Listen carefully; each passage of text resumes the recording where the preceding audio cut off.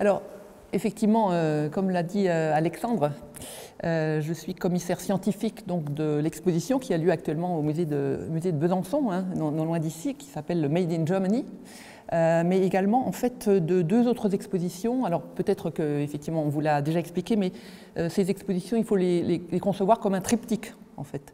Et c'est pour ça que je vous incite fortement à aller visiter les expositions de Dijon et de Colmar qui sont parties du même projet de recherche. Alors, projet de recherche que je vais vous expliquer aujourd'hui en 3 temps, donc voilà, une petite heure, 3 temps. D'une part, dans un premier temps, pour vous parler un petit peu du contexte, en fait. Pourquoi je me suis intéressée à la peinture germanique du Moyen-Âge et de la Renaissance et voilà, le contexte historiographique, depuis quand on s'intéresse en fait à ceux qu'on appelle les primitifs allemands en Allemagne, en France, etc. Et finalement, voilà, qu'est-ce qui m'a poussé? Alors, en l'occurrence, il n'y a pas seulement. J'étais donc à l'Institut national d'histoire de l'art pendant 4 ans. C'est un institut de recherche. Ceux et celles qui ont assisté à la conférence d'Aude Briot la semaine dernière, peut-être qu'elle l'a expliqué. Aude Briot était ma collaboratrice pour ce projet à l'INHA. C'est un institut de recherche qui est situé à Paris, passage Colbert, et ce sont des contrats de recherche en général de 4 ans, et on a 4 ans pour faire un projet. Voilà. Et donc pendant ces 4 ans, donc entre novembre 2019 et novembre et octobre 2023, j'ai travaillé donc sur ce répertoire des peintures germaniques dans les collections françaises entre 1370 et 1550, donc l'acronyme c'est le REPEG. Voilà. Et donc après un premier temps pour vous expliquer un petit peu le contexte, après je vous parlerai voilà, un peu du making-of de ce répertoire, comment on s'y est pris, quelles étaient un peu notre méthodologie pour constituer ce répertoire, et puis dans un troisième temps, je vous présenterai un petit peu, mais alors non pas l'exposition de Besançon parce que j'imagine que vous l'avez visitée, mais un petit peu voilà, les coulisses et puis quelques petits détails pour vous inciter à y retourner en amenant des amis ou de la famille pour faire honneur à cette exposition. Alors, dans un premier temps, un petit retour en arrière pour se rappeler que dans la période entre le XVIe et le XVIIIe siècle, la peinture germanique du Moyen-Âge et de la Renaissance s'est un petit peu focalisée sur 2 noms. Finalement, c'est le cas à peu près dans toute l'Europe. On a retenu les noms de Dürer et de Holbein. Et à peu près l'intégralité, alors pas l'intégralité, mais en tout cas un grand nombre de portraits nordiques du XVIe siècle, par exemple, étaient attribués à Holbein. C'était un nom pratique. Voilà. Et en fait, la seule source de connaissances sur ces artistes du Nord, et ceci jusqu'au XIXe siècle, elle est apportée par deux personnages, 2 critiques d'art qui ont constitué des manuels que je vous présente donc à gauche et à droite. À gauche, c'est Karel van Mander qui, dans son Et Schilderboek, ce qui signifie le livre des peintres, daté de 1604, qui est le premier en fait à définir une école du Nord. Jusqu'ici, en fait, il y avait vraiment un primat des écoles italiennes et finalement seuls les critiques d'art italiens s'étaient exprimés, avaient publié des biographies d'artistes, et notamment Vasari, et les écoles du Nord n'étaient absolument pas connues. Karel van Mander, dans un esprit un peu patriotique, hein, un esprit patriotique qui, il faut le dire, continuera vraiment jusqu'à tard, en fait, jusqu'à à peu près notre époque. On considère que chacun prêche pour sa paroisse, considère que son école est supérieure aux autres. Voilà. Et donc Karel van Mander, qui est donc flamand, est le premier vraiment à tenter de définir une école du Nord, et il publie dans cet ouvrage une centaine de notices biographiques consacrées à des peintres flamands, néerlandais, allemands. Alors surtout flamand, encore une fois dans un esprit encore une fois voilà, un peu nationaliste. Et sur à peu près 100 notices, eh bien, il ne cite que très peu d'Allemands. Martin Schongauer, qui est vraiment le grand artiste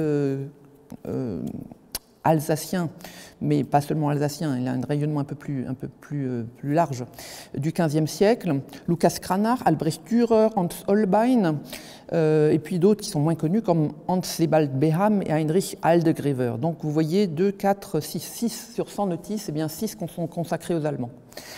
Alors, il y aura une deuxième étape, et c'est ce Joachim von Sandrart qui, dans sa Deutsche Akademie, qui se traduit par Académie allemande, avec 2 tomes en 1675 et 1679, va en fait livrer des connaissances sur beaucoup plus de peintres allemands. Alors lui-même est allemand, et ça, vraiment son ambition, c'est de donner une plus grande place dans l'histoire de l'art aux peintres germaniques. Alors, ce qui est intéressant, c'est qu'en fait, il va à la pêche, il va collecter des informations de première main, il va interroger les descendants de ces artistes, ses collaborateurs, enfin, les descendants des collaborateurs, enfin voilà. Il essaie vraiment d'avoir des sources un peu tangibles. Alors bon, voilà, on est quand même plus d'un siècle après, il y a des choses qui ne sont pas tout à fait justes, mais en tout cas, pour nous, c'est vraiment une source très précieuse pour connaître ces artistes. Et puis, donc, il publie des biographies sur beaucoup plus d'artistes. Donc, apparaissent en fait des artistes comme Matthias Grünewald, Niklaus Manuel Deutsch, Georg Pengs, voilà. Donc des artistes que, par exemple, vous trouvez dans l'exposition actuellement. Alors non, pas Matthias Grünewald, mais Niklaus Manuel Deutsch et Georg Pengs, ce sont des artistes, voilà, qui sortent un peu de l'oubli grâce à Joachim von Sandrart. Mais ici, on est sur des artistes de la Renaissance. Et les artistes du Moyen-Âge, en fait, sont vraiment complètement oubliés. C'est-à-dire qu'on est aussi à une époque où l'art du Moyen-Âge est vraiment méprisé. Et les choses vont changer seulement à l'extrême fin du XVIIIe siècle, au tournant des XVIIIe et XIXe siècles. Et il faut se rappeler que c'est l'époque où les troupes françaises entrent en Allemagne et vont occuper toute la rive droite du Rhin. Et certains territoires, certaines villes comme Cologne deviennent françaises. Cologne, par exemple, en 1798. Ça va nourrir en fait une réflexion qui avait commencé déjà dans un mouvement pré-romantique qu'on appelle le Sturm und Drang, qui depuis les années 1770 s'intéresse en fait à l'identité germanique. Et bien, cette annexion des territoires allemands par les troupes françaises, et bien, ça va nourrir cette réflexion et cette tentative de déterminer, de définir ce qu'est l'identité germanique. Et c'est le cas notamment de ces 2 personnages qu'on voit à droite, Wilhelm Heinrich Wackenroder et Ludwig Tieck, qui vont publier des ouvrages qu'on peut vraiment considérer comme des incarnations du romantisme. Ici, cet ouvrage-là, par exemple, qui s'intitule Herzensergießungen eines kunstliebenden Klosterbruders, qui se traduit comme effusion de cœur d'un moine amateur d'art, un ouvrage de 1797 qui véritablement tente de cerner ce qu'est l'essence de l'art germanique en le mettant en contrepoint avec l'art italien. Et il va créer le mythe de 2 héros par excellence, c'est-à-dire d'une part Raphaël et d'autre part Dürer, qui va mettre sur un piédestal à égalité, voilà, l'art italien et l'art germanique sur un même plan grâce à Raphaël et grâce à Dürer. Alors, vous savez que les troupes révolutionnaires françaises et après les troupes napoléoniennes vont organiser des confiscations absolument massives des œuvres d'art dans les pays qui sont dominés. On a en haut, par exemple, une caricature de la saisie d'œuvres d'art en Italie, mais ça sera vraiment le cas dans toute l'Europe, en Espagne, en Allemagne, en Flandre, etc. Et toutes ces œuvres, ces chefs-d'œuvre absolus de l'art européen, sont rassemblés comme des trophées au Louvre, qui devient vraiment un musée universel. Et jusqu'en 1815, c'est vraiment un musée qui attire vraiment des gens de toute l'Europe, parce que c'est vraiment devenu un condensé de l'histoire de l'art européen. On le voit par exemple en bas lors du cortège nuptial de Napoléon et de Marie-Louise d'Autriche. Eh bien, vous voyez des chefs-d'œuvre de Raphaël, comme au centre la Transfiguration. Et les Allemands aussi se rendent au Louvre. Et il va y avoir en fait un déclenchement, déclenchement d'une prise de conscience, parce que donc il y a aussi ces confiscations d'œuvres d'art en Allemagne, et parmi l'élite allemande, eh bien, il y a une prise de conscience de l'existence d'une peinture germanique du Moyen-Âge dont ils n'avaient pas connaissance en fait. Alors quand on dit germanique, il y a une tentation au début, à cette époque-là, de germaniser l'ensemble du nord de l'Europe, c'est-à-dire que l'art flamand est vraiment annexé à l'art allemand, c'est-à-dire qu'on considère finalement que les primitifs allemands englobent tout le nord de l'Europe, et notamment les œuvres de Van Eyck. Alors parmi cette élite, il y a ce Friedrich Schlegel qui va rester 2 ans à Paris et qui va avoir un véritable choc culturel en visitant le Louvre et en découvrant en fait bien, ces primitifs nordiques. Il va les découvrir donc au Louvre et puis lors de son voyage retour où en fait il passe par Bruxelles, Düsseldorf et Cologne. Et alors je cite donc son ouvrage qui va apparaître dans des articles dans cette revue Europa entre 1802 et 1804 est aujourd'hui traduit en français sous le nom de Description de tableau. Là, je vous ai mis la petite vignette au milieu. Et c'est très intéressant parce que vraiment c'est une révélation pour lui et il fait connaître en fait au public germanique la présence et donc l'existence de cette peinture médiévale allemande. Je cite, « C'est comme si on naviguait sur une mer inconnue. On ressent le besoin de trouver des points d'ancrage qui permettent dans cette multitude d'œuvres de cerner l'édifice et les différents stades de son évolution. »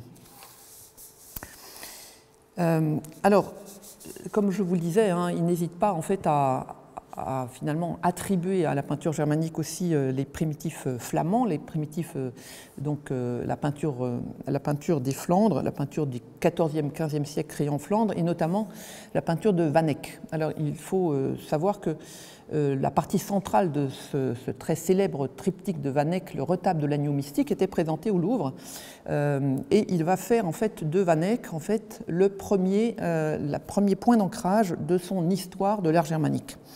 Je cite, « Il serait naturel de considérer Van Eyck comme un représentant de la peinture allemande, dont l'histoire et l'évolution apparaît avec beaucoup de clarté et de simplicité lorsque l'on considère ces 3 grandes étapes, Van Eyck, Dürer, Holbein. » Alors ce Schlegel va rencontrer 2 personnages qui seront assez importants à Paris et ils vont visiter et revisiter plusieurs fois le Louvre ensemble. Ce sont les colonnais Melchior et Sulpice Boisseret. Ce sont 2 frères, 2 patriciens colonnais qui sont assez riches, alors ils n'ont pas besoin de travailler. Et ils découvrent aussi voilà, la peinture germanique au Louvre. Et en fait, c'est à une période un peu critique.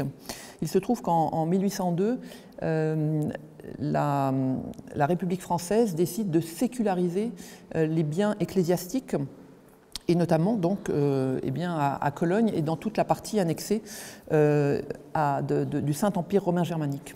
Et alors c'est une époque où effectivement, eh bien, toutes ces églises, ces couvents vont se vider de leurs œuvres d'art, ces œuvres d'art qui étaient là depuis le XVe siècle, depuis le XVIe siècle, et qui vont sortir des couvents, qui vont être parfois pillés, vendus, bradés, voilà. Elles vont se retrouver sur le marché de l'art ou même vraiment détruites.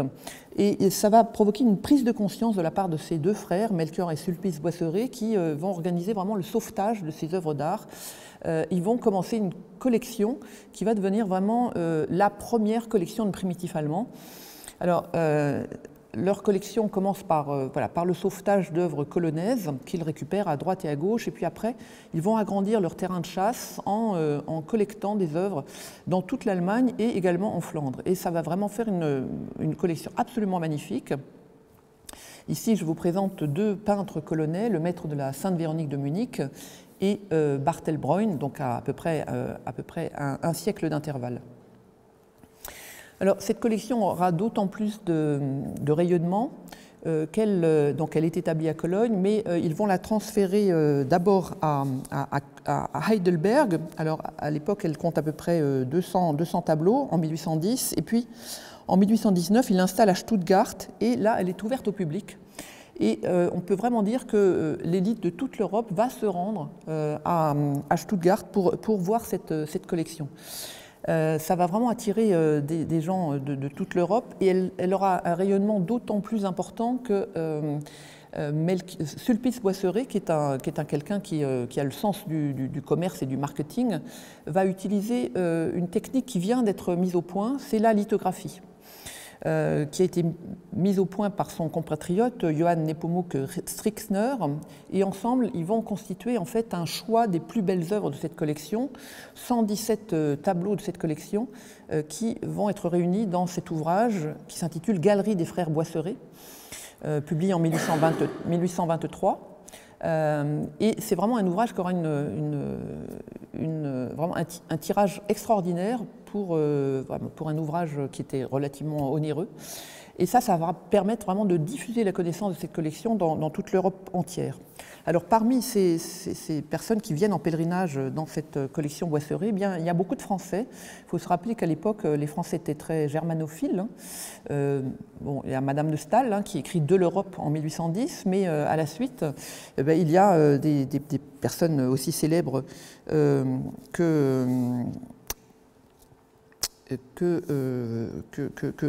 Victor Hugo, que Gérard de Nerval, Alexandre Dumas, Michelet, et puis Théophile Gautier qui s'exclame dans ce poème Mélancolia en 1834 « J'aime les vieux tableaux de l'école allemande, les vierges sur fond d'or, aux doux yeux en amande, pâles comme le lys, blondes comme le miel, les genoux sur la terre et le regard au ciel. » C'est très romantique.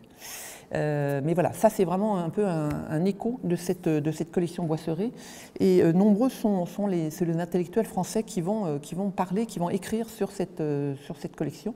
Et on peut dire que vraiment au XIXe siècle, eh bien, étonnamment, parce qu'aujourd'hui ça n'est plus le cas, mais la peinture germanique du Moyen-Âge était vraiment bien connue. Ici, un extrait d'un article de Victor Hugo, pardon, d'un poème de Victor Hugo. Poème à Albert Dürer, ô mon maître Albert Dürer, ô vieux peintre pensif. C'est un peu une ode à la forêt que j'ai illustré non pas par un un tableau de Dürer qui n'a pas beaucoup peint la forêt en réalité, mais par une œuvre de Alsdorfer qui était dans la collection Boisseret et que Hugo a pu voir. Alors, non seulement les intellectuels, les écrivains, mais également les premiers historiens de l'art français vont aussi écrire sur l'art allemand. Alors, ils s'appuient de manière assez littérale sur les premiers manuels d'histoire de l'art germanique qui sont écrits par les Allemands. Les Allemands sont extrêmement productifs. Dès les années 1840, en fait, ils publient des manuels.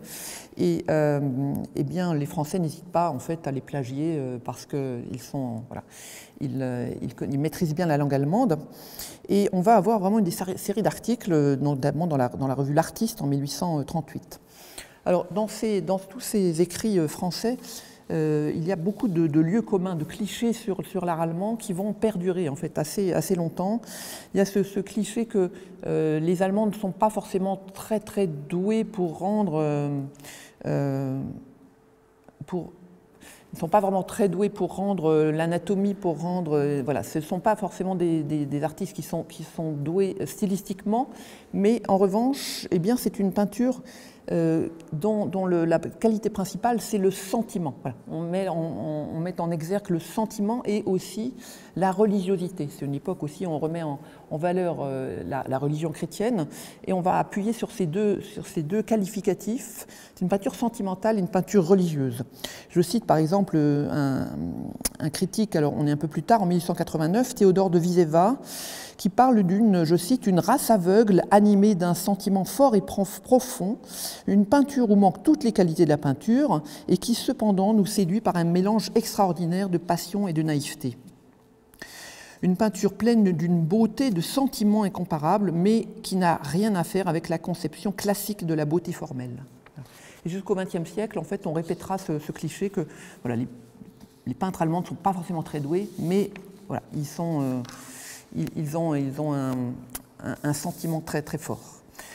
Alors, est-ce qu'il y aura un impact des guerres entre la France et l'Allemagne?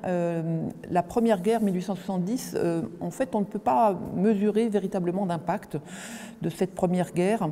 Il va y avoir encore beaucoup d'articles, notamment sur les grands artistes. Là, un exemple ici, sur Dürer, sur Holbein, sur Grunewald.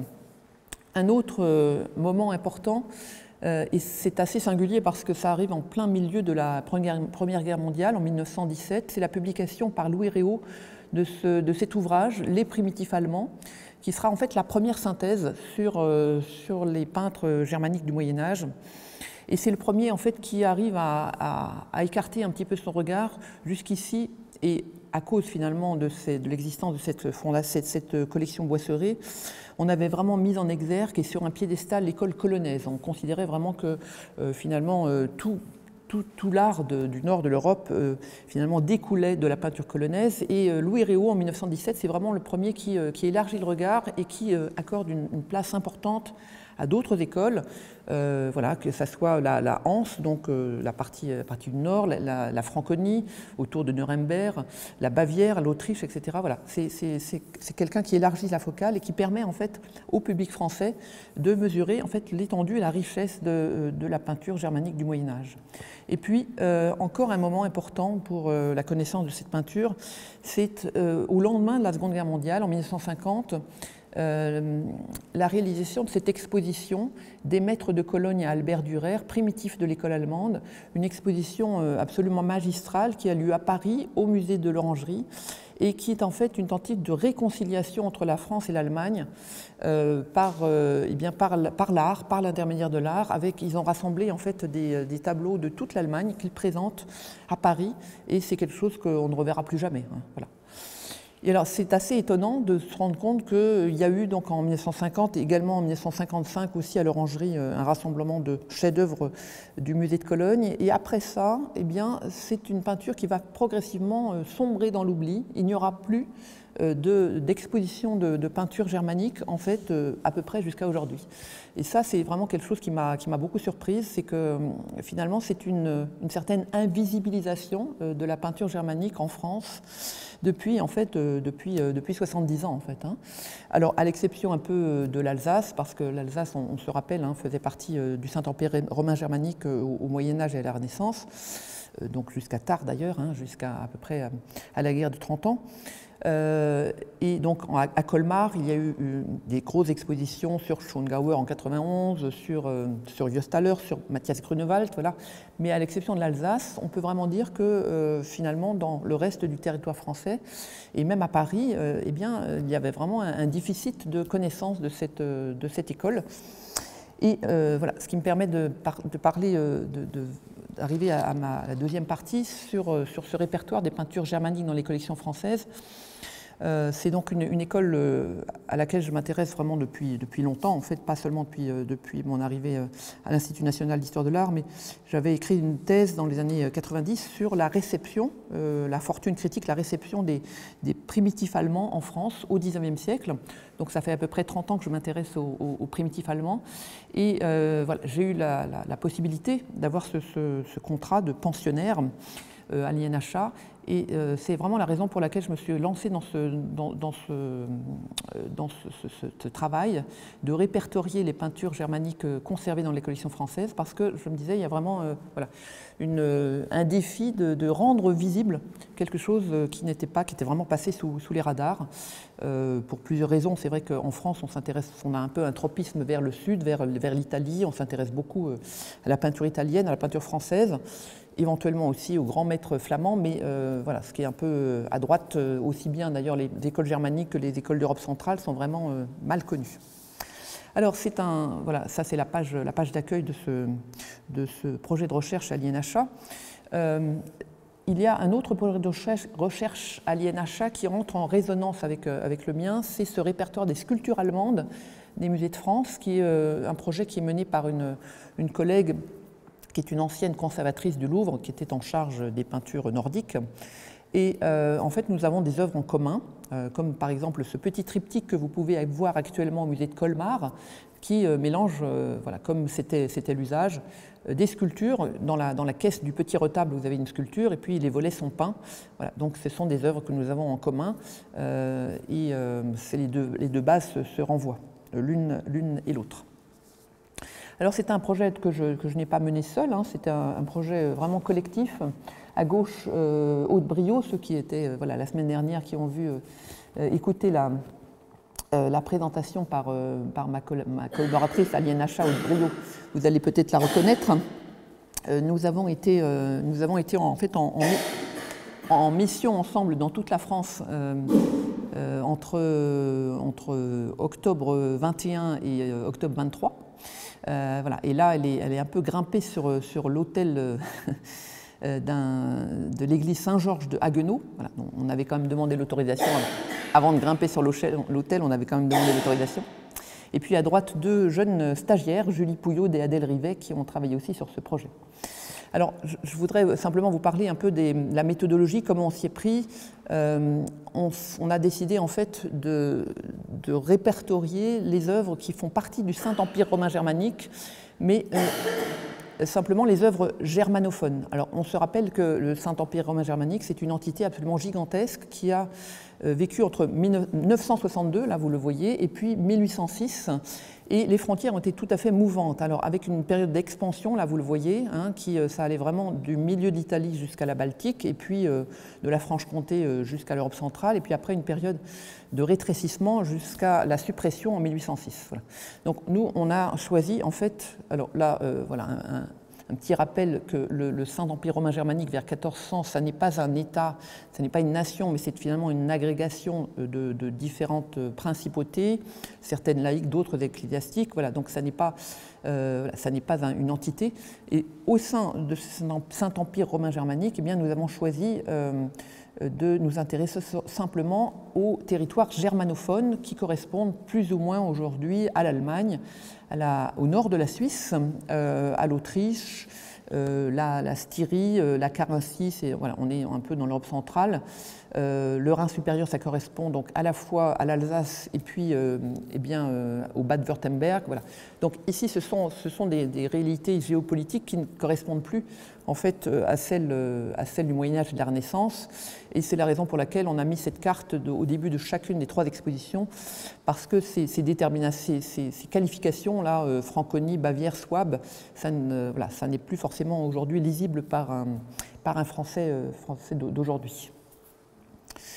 Alors, nous avons donc voilà, les territoires germanophones du Saint-Empire romain germanique, et puis nous avons décidé de nous limiter aux peintures, c'est-à-dire des tableaux qui sont soit sur bois, soit sur toile, mais on a laissé de côté tout ce qui était sur papier. Voilà. Les œuvres sur papier, c'est un autre domaine, c'est le domaine des arts graphiques, et cela, on l'a laissé de côté.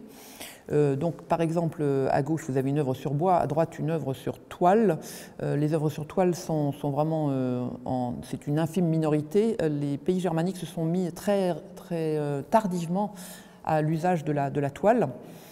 Et les bornes chronologiques, c'est à peu près 1370, tout simplement parce que donc, cette œuvre que vous voyez à gauche, qui est présentée à Dijon, au musée de Dijon, c'est l'œuvre la plus ancienne qu'on a trouvée sur le territoire français, la plus ancienne peinture germanique qu'on a trouvée sur le territoire français, qui est conservée au musée des arts décoratifs de Paris.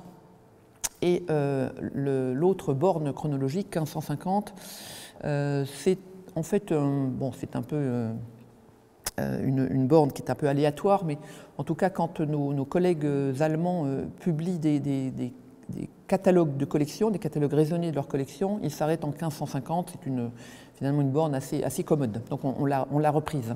Donc 1370, 1550, et donc des œuvres sur bois et sur toile, en incluant aussi ces œuvres qui sont très singulières. Alors dans l'exposition, vous en verrez 3 œuvres de Dürer, ce qu'on appelle les Tuchlein. Il n'y a pas de traduction en français. Ce sont des œuvres sur toile, mais sur des toiles de lin qui sont très fines et qui ne sont pas préparées. L'idée, c'était sans doute finalement de donner l'illusion en fait, d'une tapisserie, d'une tenture, mais c'était de la peinture. Et donc, ça permettait d'être créé de manière plus rapide, de créer des grands formats, parce que les toiles peuvent être de grands formats, et de manière plus rapide. Et puis, dans certains cas, et c'est sans doute le cas ici, avec ces 2 têtes de garçons de Dürer, ça permet peut-être, ce sont des esquisses, ça permet de se faire la main, sans doute. Hein, voilà, c'était sans doute des études, des esquisses sur ces toiles qui pouvaient être ensuite recoupées. Celles-ci ont sans doute été recoupées. Et puis aussi des œuvres sur vélin, sur parchemin, mais toujours des peintures sur vélin ou sur parchemin, que nous avons incluses aussi dans le corpus. Alors malheureusement, nous n'avons pas pu avoir ce très beau tableau de Holbein dans l'exposition, mais donc on l'a inclus dans le corpus de ce répertoire.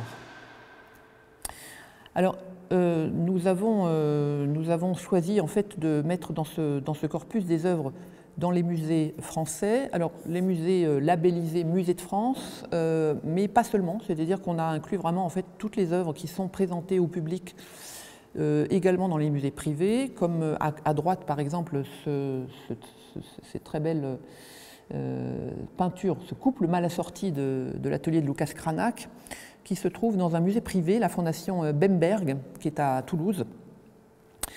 Voilà, donc c'est un musée privé, mais évidemment qui est ouvert au public, donc c'est un peu le critère de choix que nous avons retenu, c'est que ces œuvres soient montrées au public, même dans des musées privés. Et puis on a aussi inclus des œuvres dans les églises, et c'est le cas de cette Sainte Catherine d'Alexandrie, décollation de Sainte Catherine d'Alexandrie, qu'on a trouvé un peu par hasard, je dois dire, dans une très belle abbatiale romane de l'église de Chambon-sur-Voueize. C'est une abbatiale dans un tout petit village de la Creuse.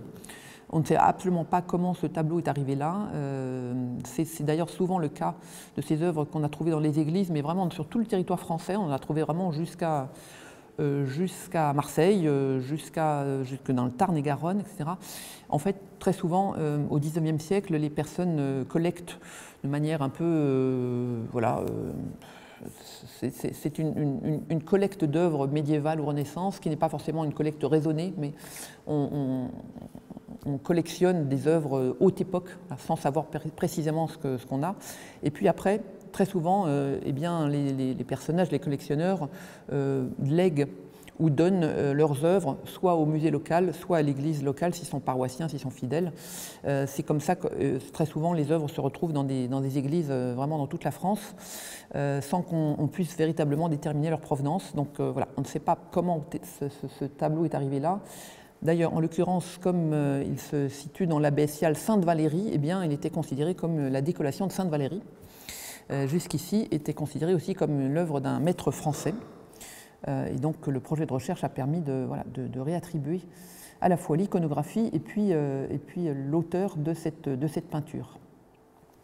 Alors dans ce corpus de ce répertoire, on a aussi choisi de répertorier des œuvres, des copies, donc sur le sol français, mais des copies d'après des œuvres germaniques, alors soit des peintures, cette copie d'après un tableau de Holbein, vous pouvez la voir dans l'exposition ici à Besançon, le portrait de la famille de l'artiste, de Hans Holbein, donc le portrait de sa femme et de ses deux enfants. Et puis surtout, alors c'était sans doute le thème de la conférence de Haut de la semaine dernière, eh bien, des copies d'après des gravures pour montrer vraiment le rayonnement assez spectaculaire qu'a pu avoir l'art germanique grâce à ces gravures en fait, aux gravures de Schongauer, de Dürer, qui ont été vraiment collectionnées dans l'Europe entière, et on trouve vraiment des œuvres qui ont été réalisées d'après des gravures de Dürer dans toute l'Europe, de la Baltique à l'Espagne, on trouve vraiment ce rayonnement de l'art germanique. Et puis jusqu'à la fin du XVIIIe siècle, où là il y a un nouveau phénomène qui est plutôt le faux, la falsification, parce qu'il y a le début d'un marché de l'art, et qui dit demande dit offre, et donc la création de falsifications. Et c'est le cas de ces deux petites œuvres qu'on a découvertes dans les réserves de Dijon et du Louvre, qui étaient considérées comme simplement des pastiches et qu'on a pu attribuer à ce personnage Joseph Hermann, qui était un peintre de Fribourg qui s'est un peu spécialisé dans la falsification d'œuvres germaniques de la Renaissance. Voilà, alors pour connaître un peu, pour aller à la pêche, pour savoir un peu où étaient situées ces œuvres, on a commencé évidemment par dépouiller les catalogues, mais il se trouve que peu de musées en France ont réalisé des catalogues de collection, surtout des catalogues raisonnés, c'est-à-dire entiers. Certains ont des catalogues sommaires, c'est-à-dire il y a une partie de la collection, les plus belles œuvres, et puis la plupart des musées en fait n'ont pas de catalogue du tout. Voilà. Donc en fait il a fallu vraiment interroger les collègues un par un. Et puis je suis sûre qu'en fait on est passé certainement à côté de certaines œuvres, notamment celles qui sont dans les églises, parce que en fait toutes les œuvres dans les églises ne sont pas forcément répertoriées. Alors on s'est appuyé sur des bases en ligne, les bases du ministère de la Culture. Si ça vous intéresse, n'hésitez pas à regarder POP, la plateforme ouverte du patrimoine. Et en fait, c'est un agrégat de plusieurs bases. Il y en a une qui est consacrée, Joconde, qui est consacrée aux œuvres dans les musées. Et puis ici, c'est la base Palissy, qui en fait rassemble toutes les œuvres qui ont été répertoriées par les monuments historiques, d'une part, et puis par les services de l'inventaire. Voilà. Donc il y a eu des campagnes qui sont en général des campagnes assez anciennes, dans les années 70-80, avec des photos en noir et blanc. Et puis voilà, ils ont mis toutes les petites fiches papier, les ont mis dans une base de données en ligne. Mais en fait, sur ces bases, en fait, en général, on connaît. C'est difficile de le chercher parce qu'en fait, en général, l'identification n'est pas bonne, il n'y a pas eu de travail sur l'attribution. Donc, en fait, il faut vraiment se fier à son œil, regarder un petit peu les vignettes bon, celle-ci est en couleur, mais les autres, en général, sont en noir et blanc, parfois flous, etc. Donc, c'est un travail un peu difficile et c'est la raison pour laquelle je suis sûre que voilà, on pourra encore trouver des primitives germaniques encore dans 20 ans. Et c'est tant mieux parce qu'il faut en laisser aussi pour les générations d'après. Voilà, par exemple, ce tableau que je vous ai montré à Chambon-sur-Voueize, vous voyez, eh bien, en bas, cette œuvre du XVe siècle a parfois été attribuée au maître de Moulins sans véritable justification de ce rapprochement. Ce maître de Moulins, qui est un peintre français, voilà, c'est un peu une des découvertes de ce projet de recherche qui donc inclut aussi les œuvres dans les églises. Alors, on a collecté un grand nombre d'œuvres dont les photos nous ont été envoyées par les collègues de toute la France. Puis après, il a fallu faire le tri parce que très souvent, finalement, dans les musées, on n'est pas spécialiste de tout et on sait qu'on a des peintures plus ou moins médiévales, un peu nordiques, mais on ne sait pas exactement ce que c'est. Et donc on a collecté à peu près 700 photos, 700 œuvres, puis on a commencé à faire le tri et on a éliminé tout ce qui était plutôt flamand, qui était plutôt français. Voilà, par exemple, cette œuvre à Saint-Omer, qui était considérée comme allemande et qui en fait est plutôt picarde, ou comme ce portrait d'homme avec au revers un crâne dans une niche qui était considéré comme une œuvre de Holbein et qui serait sans doute plutôt une œuvre d'un flamand, Ambrosius Benson. Voilà. Et puis il y a des œuvres dont finalement, même aujourd'hui, on ne sait pas exactement où les mettre. Et c'est le cas de cette œuvre qui se trouve ici, dans les réserves du musée de Besançon. Alors, il y a en fait 4 petits panneaux d'un retable qui devait être assez important, mais il n'y a plus que des fragments, et qui provient du couvent des Clarisses de Besançon. Et en fait, on ne sait pas précisément si c'était un peintre local, éventuellement, ou si éventuellement c'était un peintre rhénan, un peintre allemand, peut-être. Voilà. On ne sait pas parce que c'est un style qu'on appelle le gothique international où finalement les artistes autour de 1400 s'expriment à peu près avec le même langage dans toute l'Europe. Voilà. Donc là, il y a encore des recherches à faire et c'est aussi l'intérêt de ces projets de recherche. Donc on a commencé à collecter voilà, toutes ces œuvres et puis après on s'est mis en route avec Aude, voilà, que je vous ai présenté tout à l'heure. Alors, on s'est mis en route et on a fait une 60aine de missions dans toute la France parce que c'est vraiment important de voir les œuvres. Ça, c'est quelque chose que je répète souvent quand j'ai des étudiants en histoire de l'art en face de moi, parce qu'on a souvent l'impression que ceux qui écrivent des notices, en fait, se contentent de regarder la photo et pensent qu'un tableau, c'est une œuvre en 2 dimensions. En fait, c'est tout à fait faux. Un tableau, une peinture, c'est une œuvre en 3 dimensions. Il faut vraiment l'avoir dans les mains, la regarder de l'arrière. Dans le meilleur des cas, il faut le regarder décadré parce qu'on regarde les bords. On regarde si les bords sont coupés. On regarde là, à gauche, par exemple, vous avez un fragment de retable qui a été parquetté, c'est-à-dire qu'on a mis ce parquet qui permet de le rigidifier.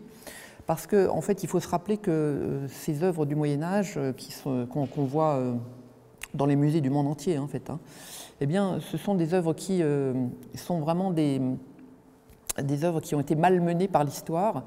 Ce sont des fragments. Dans la quasi-totalité des cas, ce sont des fragments de très grands ensembles qu'on appelle des retables, qui étaient donc des décors placés au-dessus des autels, constitués voilà, en général d'une caisse et de volets, parfois plusieurs volets. Et ils ont été victimes de l'histoire, en fait. Bon, voilà, pour résumer, il y a eu une première rupture, c'est lors de l'instauration de la Réforme. Il y a eu dans certains pays germaniques des vagues iconoclastes qui ont été vraiment très, très virulentes et qui ont vraiment décimé l'art de certaines régions. Et puis, il y a eu des changements de goût. Il y a eu aussi, il faut se rappeler qu'au XIXe siècle, alors qu'il commence à y avoir un marché de l'art, pour la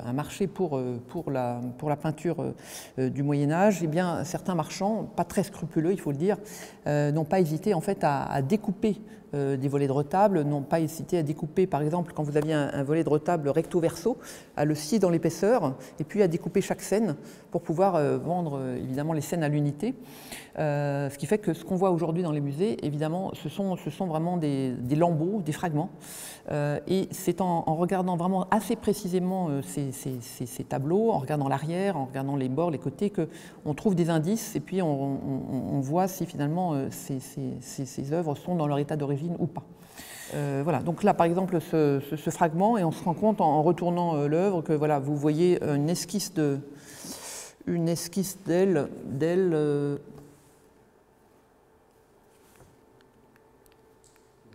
C'est dans l'autre sens. Merci, oui, vous avez raison. Voilà, une esquisse d'elle là, et il s'agissait certainement en fait d'un ange Gabriel voilà, qui devait faire face à une vierge de l'Annonciation, bon, très mutilée. Et donc tout ça nous permet d'avoir des informations sur l'œuvre, parfois de retrouver les pendants, de retrouver d'autres fragments. Voilà, c'est très utile de voir l'œuvre.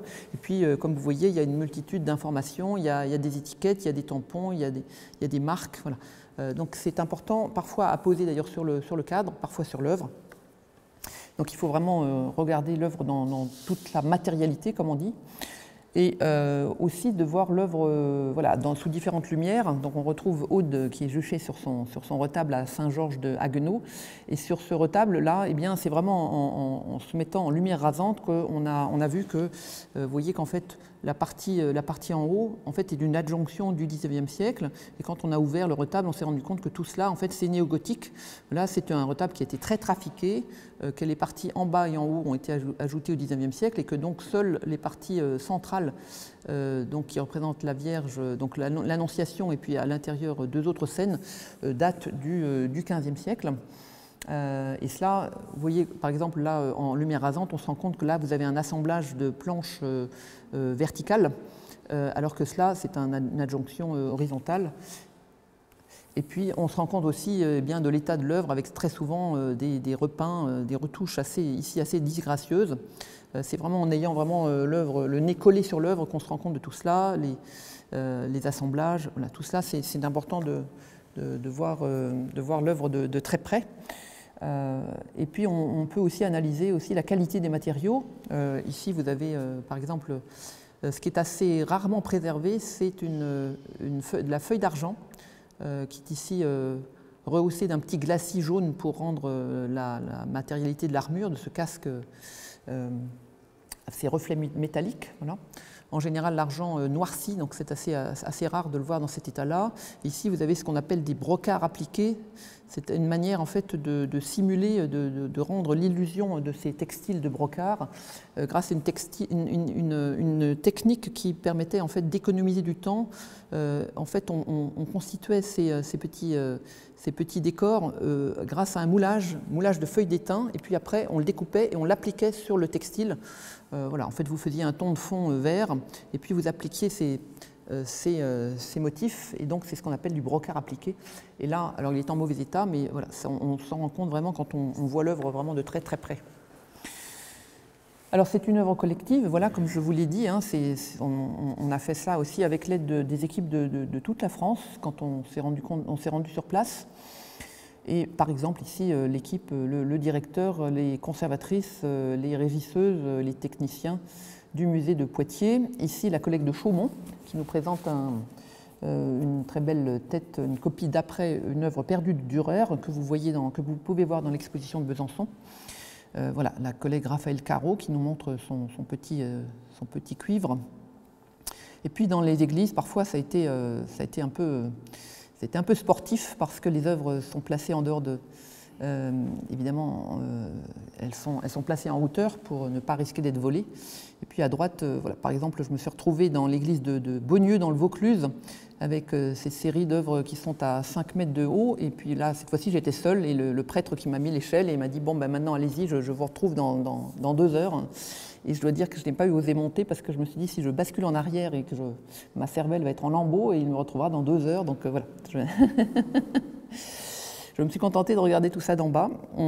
Et puis après, il m'a dit « Ah, mais vous n'avez pas bougé l'échelle ». Non, en fait, je n'avais pas bougé l'échelle parce Mais enfin, voilà, tout ça pour vous dire que c'était une quête parfois un peu sportive, mais c'était très important de voir les œuvres de près.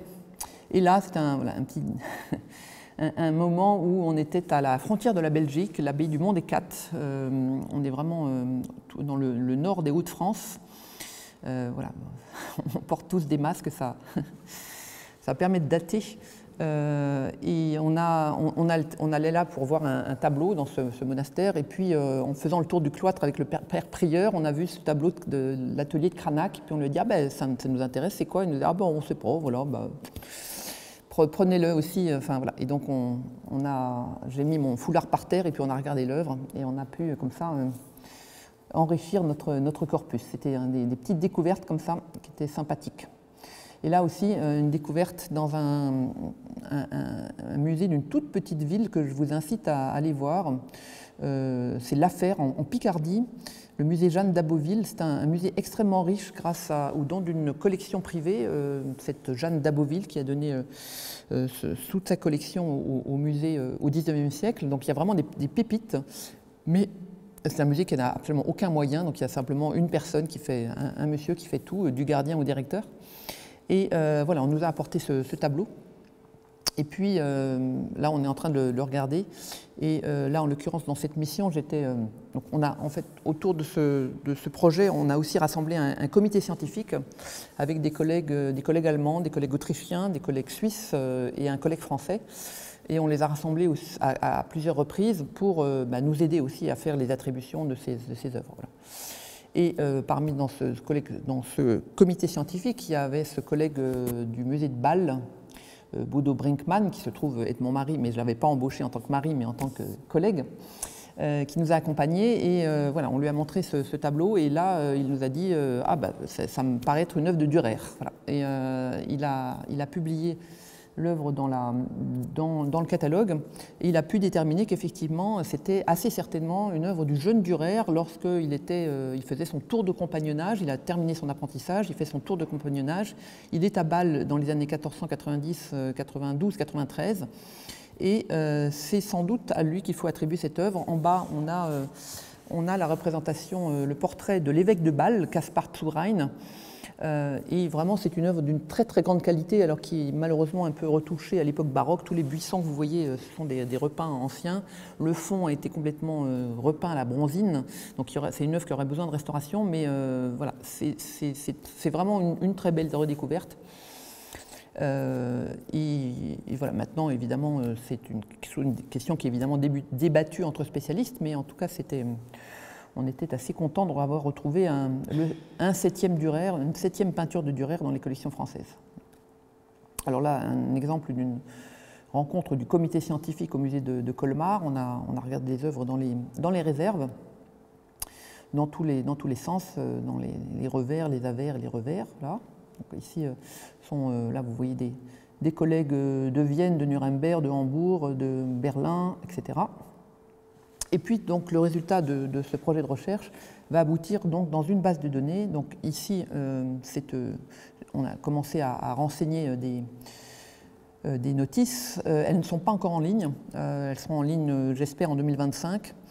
Mais voilà, ça va se présenter comme ça. Et donc, ça va permettre, en fait, au monde entier, en Australie ou en Californie, etc., on puisse avoir la connaissance de ces œuvres avec bien des informations, les dimensions, la provenance, l'historique, les attributions, une photographie. Voilà. Donc c'est un peu l'idée, c'est qu'à la fin, tout cela soit accessible en ligne pour tout le monde.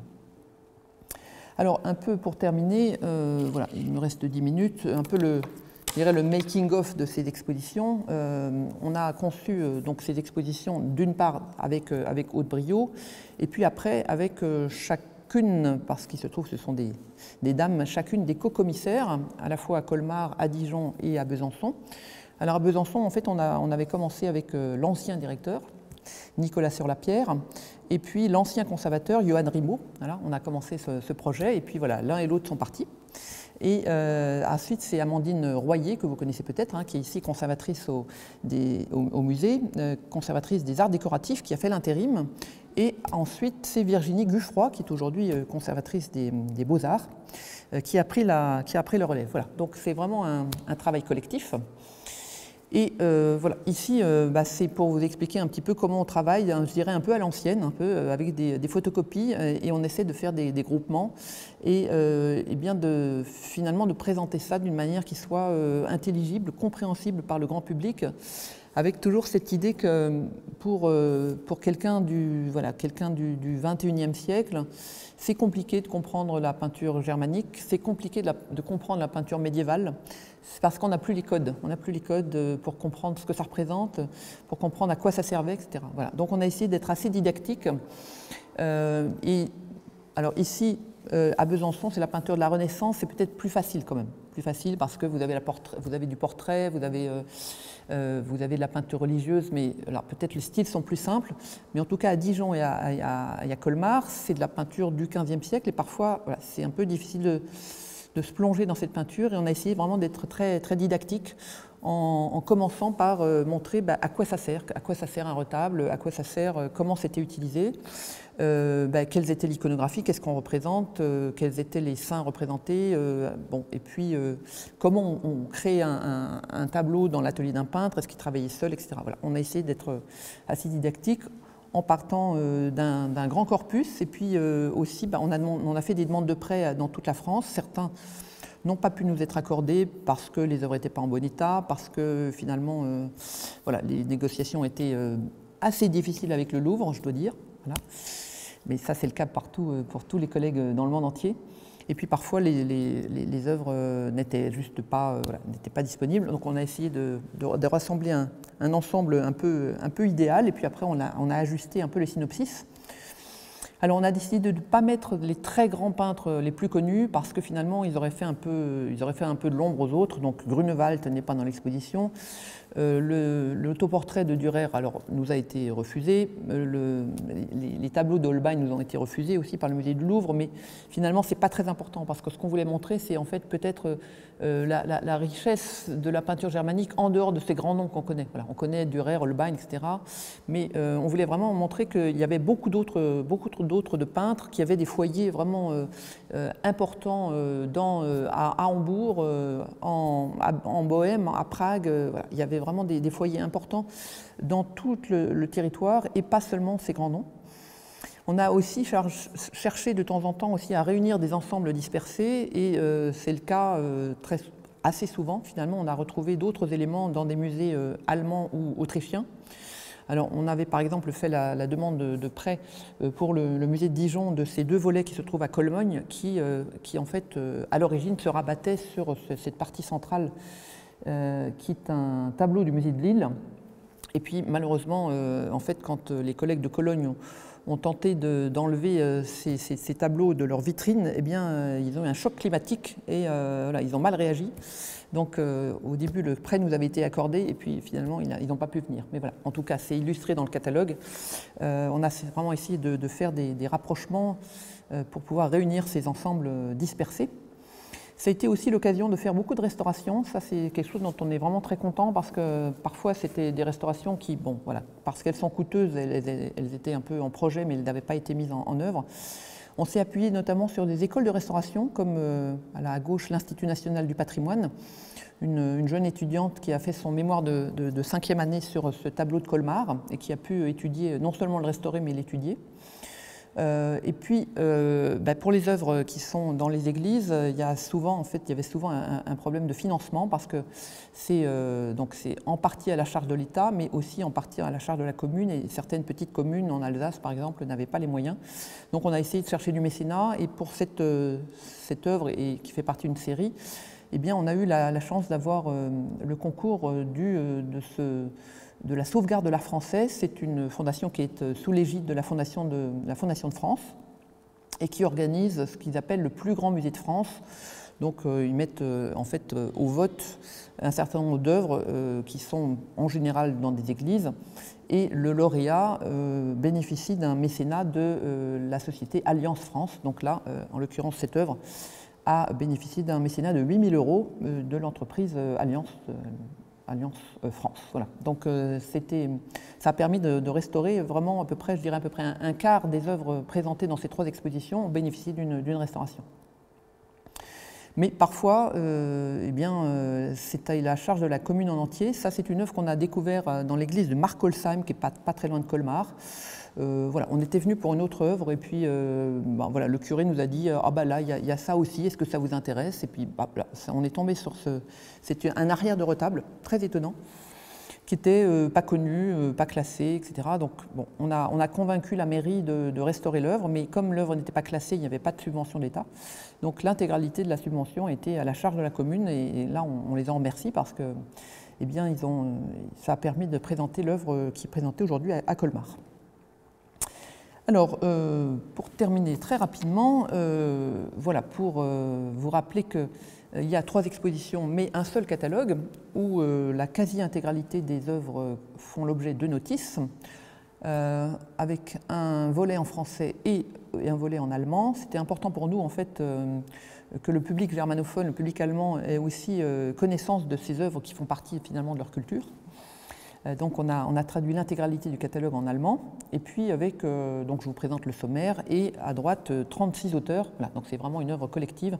À chaque fois, pour chaque œuvre, on a essayé vraiment de faire appel aux spécialistes de l'artiste pour qu'il y ait vraiment voilà, quelque chose qui soit un peu à la pointe de la recherche actuelle. Et rapidement, je vous présente les autres expositions, mais là, encore une fois, je vous incite vraiment à voyager. Vous avez jusqu'au 23 septembre pour découvrir l'exposition de Dijon. Alors, je vous présente les co-commissaires, la jeune collègue du musée de Dijon qui s'appelle Lola Fombertas, qui est en train de faire un constat d'état lors du montage. Et là, voilà, quelques vues de l'exposition de Dijon, qui est assez différente. En fait, chaque exposition avait son propre scénographe, et avec une ambiance qui est vraiment radicalement différente d'une exposition à l'autre. C'est assez intéressant. Voilà, quelques vues de l'exposition de Dijon, qui est vraiment très très belle, qui rassemble plus d'œuvres que ici, et qui est consacrée à la période donc juste avant, à peu près un grand 15e siècle. Et à Colmar, eh bien, il y avait l'ancienne directrice du musée de Colmar, Panclita de Pape, qui donc un peu a accueilli le projet, et qui est partie en retraite. Et en bas, la nouvelle directrice du musée de Colmar, Camille Brook. Puis à droite, une troisième co-commissaire qui a assuré l'intérim, Magali Haas. Voilà, donc elles sont les 3 co-commissaires de l'exposition de Colmar. Et quelques vues. Alors là, encore une fois, vous voyez une ambiance radicalement différente, avec une muséographie assez osée dans les choix de couleurs. Voilà. On aime ou on n'aime pas, mais en tout cas, c'est assez vif. Et là, à Colmar, c'est une exposition qui est centrée sur l'art du Rhin supérieur, c'est-à-dire en gros cette région qui s'étend entre Strasbourg et Bâle, donc l'art un peu local. Et là, on a vraiment souhaité en fait faire venir des œuvres qui sont conservées dans les églises, qui en général sont fermées au public, les églises d'Alsace. Donc c'est une vraie découverte parce que eh bien, la plupart des gens n'ont jamais vu ces œuvres, et ça permet de les montrer au public. Voilà. Et puis évidemment ici Made in Germany, avec donc les 2 co-commissaires dont je vous parlais, Virginie Guffroy et Amandine Royer, pendant la conférence de presse, en train de montrer et d'expliquer les œuvres. Alors, un peu de making-of, voilà, ici, c'est un test de couleurs dans les salles que vous avez à gauche, c'est ça, à gauche, voilà, donc à votre droite, voilà. Test de couleurs, et puis voilà, au début, bien, on accroche des visuels pour imaginer une mise en espace. Les œuvres ne sont pas encore arrivées, mais la muséographie est déjà en place. Les simèses sont mises en place, sont peintes, et puis les œuvres arrivent, donc tout le monde met la main à la pâte, et puis on mesure et on accroche. Ici, c'est la régisseuse Stéphane Ameille, c'est ça, je le prononce bien, Ameille, voilà, qui est en train de faire un constat d'état. Et puis après, donc, quand les constats d'état sont faits, eh bien, on installe les accroches. Là, c'est les 2 personnes de l'équipe technique qui sont en train de mettre les accroches, et on inspecte les revers, les avers. Voilà. Donc ça, c'est Amandine Royer qui regarde l'arrière d'une œuvre. Voilà. Et puis là, pardon, je dépassais, mais ça va aller très vite. Quelques petits détails de cette exposition ici à Besançon, parce que si jamais vous n'avez pas remarqué ces détails, eh bien, je vous incite à retourner pour aller les voir.